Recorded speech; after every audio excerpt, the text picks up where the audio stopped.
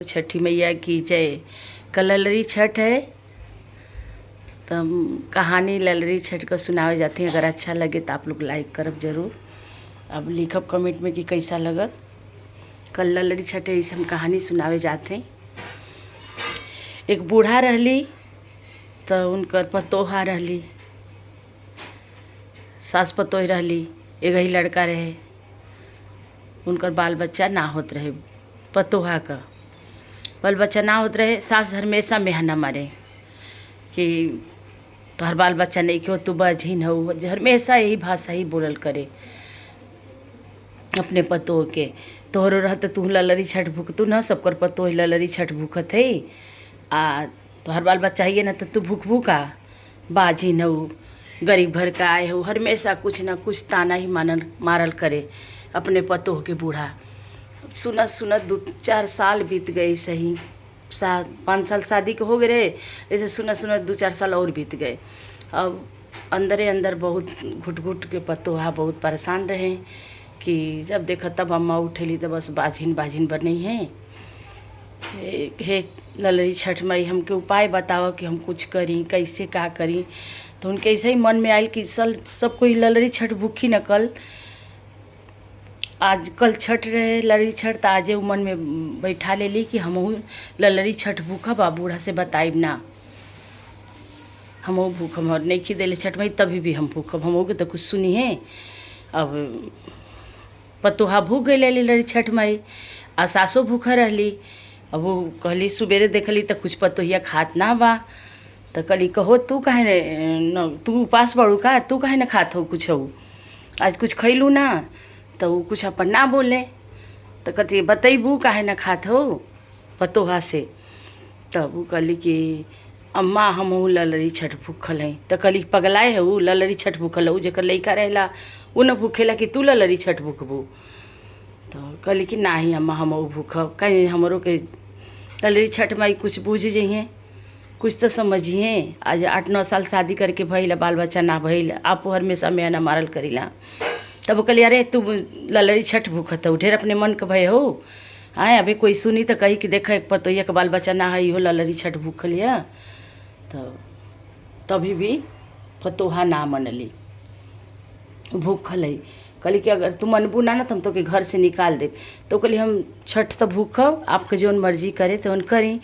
बस बूढ़ा पतोहा के घर से निकाल देली, ललरी छठ भूख रही घर से निकाल देली। अब पतोहा अपन रोवत रोवत गए एक तालाब रहे, वहीं पे सोचली कि अब हम नैहरों जाए। वो मना करत है कि अम्मा हमके मत निकाली, अभी हम नैहर जाए तो जो बेइज्जती होई, आपो के बेइज्जती होई, हमर होई। तो कहली जाए तो बेइज्जती होई चाहे कुछ हो के, जहाँ मन करी तहाँ तू जा, बाकी हम अपने घर में तोके ना रखब।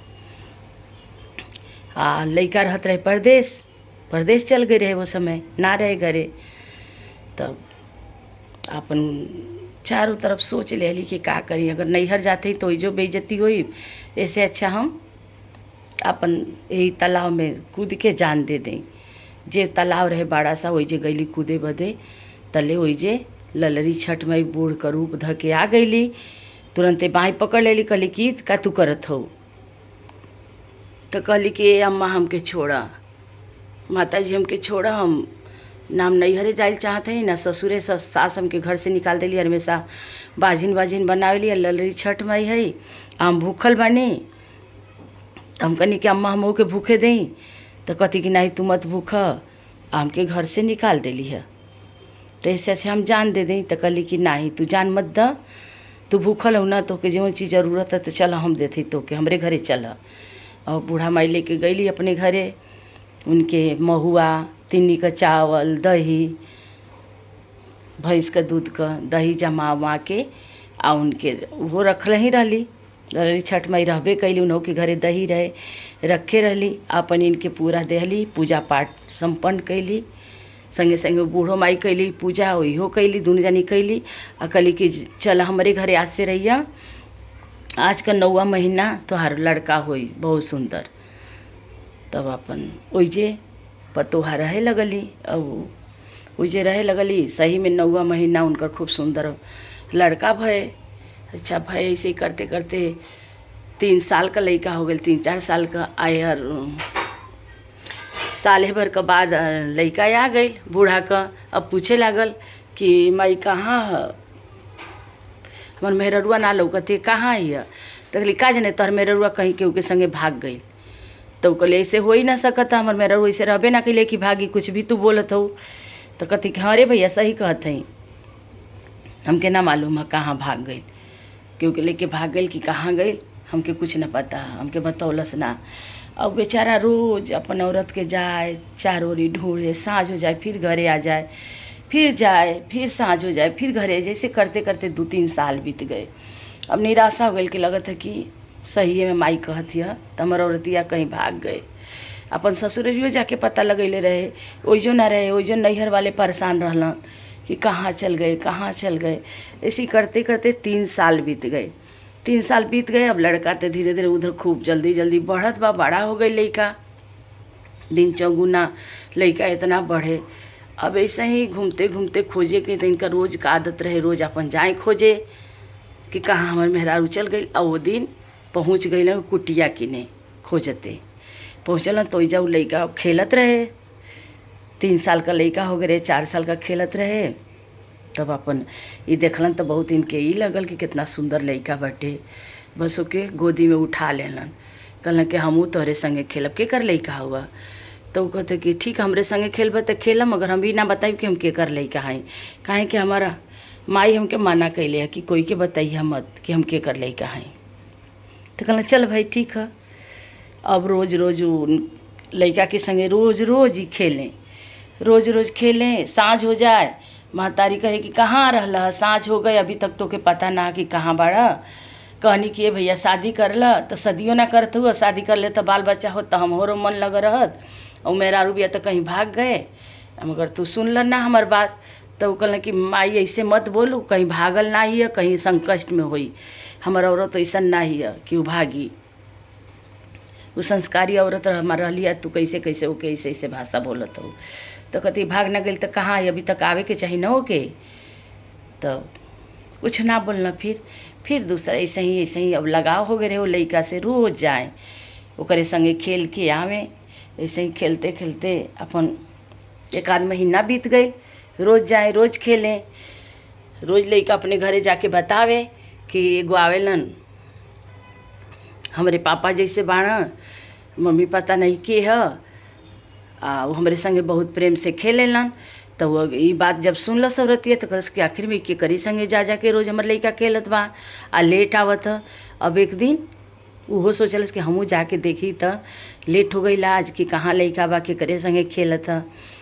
तो अपन गए, जब गए तो देखत है तो दोनों जने आमना सामने हो गई, औरतियों आदमियों।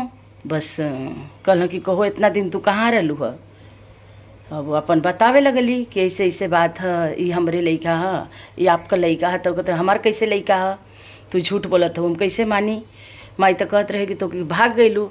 तो वो अपन बतैली कि हम ललरी छठ भूखलनी, अम्मा हमके घर से निकाल देली। तो कहलन कि हम कैसे ही बात मानी तोहार कि नहीं तू भूखा रहलू आ तो के निकाल देली, आई तोहार लड़का हुआ ने। कुछ तो एक सबूत चाहिए ना, हमके कैसे हम मान जाब कि हमार लड़का है। अब ललरी छठ माई देखली कि अब तई दोनों मिलल बाड़न। अब अली अपन बूढ़ा उजे से वो अली खोजत लड़की के कहाँ बाड़ू। अली तो देखत ही तो अपन दोनों जने खड़ा बड़ा। तब अपन ललरी छठ माई कहली कि हाँ ये सही बोलत है, ये लड़का तोहरे है। तो कहल कैसे बताई, कैसे अम्मा मानी। तो कहल कि तोके माने के पड़ी, हम ही ललरी छठ माई हैं।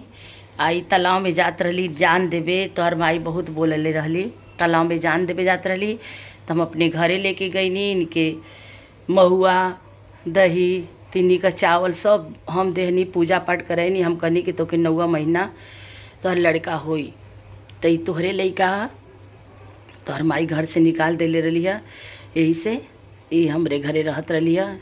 इतना दिन से 3-4 साल हमरे घरे ही रहली है लड़की। तब अपन सुनलन पर से लड़ई छठ माई के पैर पकड़ लेहलन आ घरे लेके गईलन इनके। अब तो बूढ़ा देखते ही हो गईली कि भाई तो लगत है कि मिल गए। अब बूढ़ा लगली अपन कला दिखावे, फिर कहाँ से लेके अइला, तो हर लड़का ना है। अपन बतावे लगली। तब कहली कि नहीं अम्मा हमके घर से आप निकाल देलू तो ऐसे ऐसे ललरी छठ माई हमके मिलली, अपने घरे लेके गईली आ उहे हमके तेल गुड़ देहली, अरे तीनी का चावल आ दही आ महुआ। तो वही नहीं घरे पूजा कैनी आ उहे कहली कि 9वां महीना होई त ये हुए।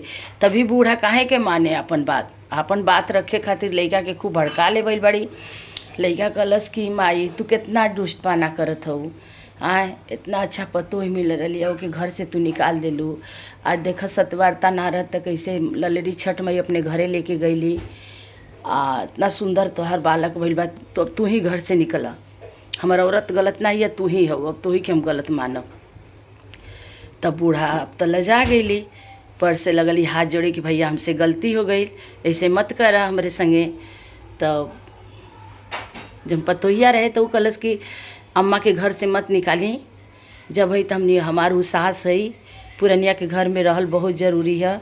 उनके जौन समझ आइलू कैली, आज उ ना कैले रहती तो हम के ना ललरी छठ माई मिल रहती, ना हमारे लड़का इतना सुंदर भैले। अम्मे को पुण्य प्रताप से या चाहे जैसे गुस्सा में भले निकल ली, मोरू नहीं के दिहल आज हमके ललरी छठ माई गोंद में लाल देले है, उनके घर से निकाली मत। तब से अब सब तीनों जने मिल के चारों जने घर में रहे लगलन। हे ललरी छठ माता, जैसे उनकर मान बढ़ौलू वैसे सब कोई बाजी न होखे, कोई का बाल बच्चा ना रही ओकर मान ऐसे ही बढ़ैया। हे ललरी छठ माई, बोलो ललरी छठ माता की जय।